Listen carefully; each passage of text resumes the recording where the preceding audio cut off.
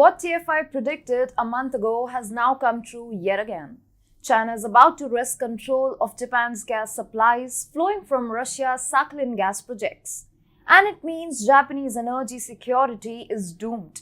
Hello and welcome to TFI Global, the foreign affairs and geopolitical analysis arm of the TFI Media Group.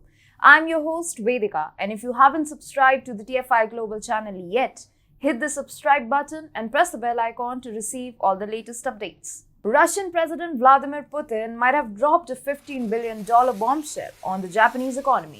As per media reports, Japan could soon be kicked out of Russia's Sakhalin-2 gas project. Once this happens, the void emerged after Japan's exit would there be up for grabs for China.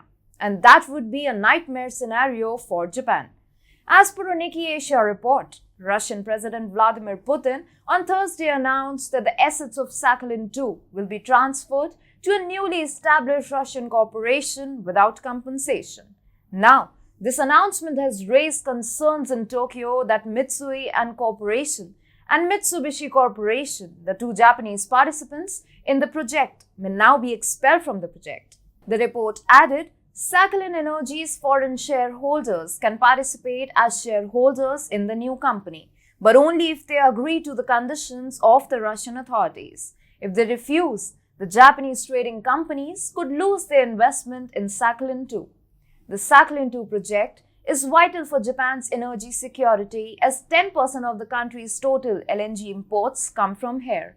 Sakhalin-2 produces about 10 million tons of liquefied natural gas per year, 6 million of which goes to Japan. Whereas shipments can take more than 2 weeks from Qatar and 3 weeks from the US to reach East Asia, LNG carriers from Sakhalin can arrive in days. So, the Sakhalin-2 project is indeed of great importance to Tokyo. It may be noted that the expulsion of its companies from the much sought-after project might not be the only setback for Japan here. Things can very well go haywire if China swoops up the lucrative share. In February, when UK Shell announced its plan to exit the Sakhalin-2 gas project, Chinese companies didn't waste a minute in lining up for the shares. So, it's a foregone conclusion that the Chinese companies will strive to grab Mitsui's and Mitsubishi's share too. In that scenario, China will attain a position where it can wield its influence on the project to undermine Japan's energy security. If China goes on to acquire shares of Shell, Mitsui and Mitsubishi, it will get to buy 50% stakes in the project that Beijing would be able to use to intimidate Japan. You see, the West's efforts to ostracize Russia on the world stage have proven to be a catastrophe for Japan. The West is hell-bent on reducing Russia to be a junior partner of China, which is a grave threat to Japan's national security. Amicable ties with Russia are a prerequisite for Japan to maintain stability in its economy and peace at its borders.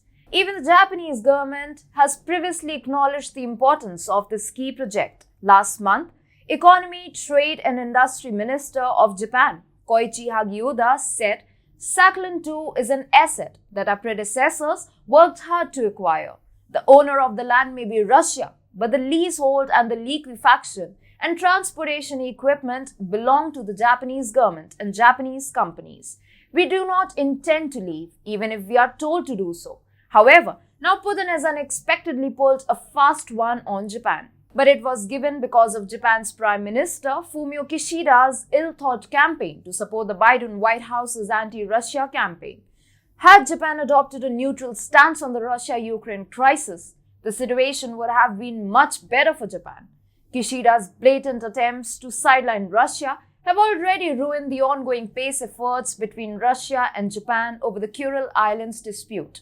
Not only did Russia scrap the peace talks with Japan, but also attempted to destabilize Japan's security environment by launching military drills off Japan's shores soon after Kishida joined Biden's anti-Russia rally.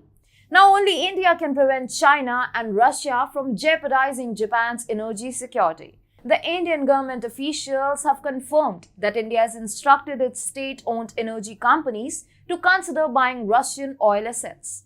Fortunately, Indian companies are also lined up to throw a spanner in the works of Chinese companies attempting to stage a hostile takeover of the Sakhalin 2 project.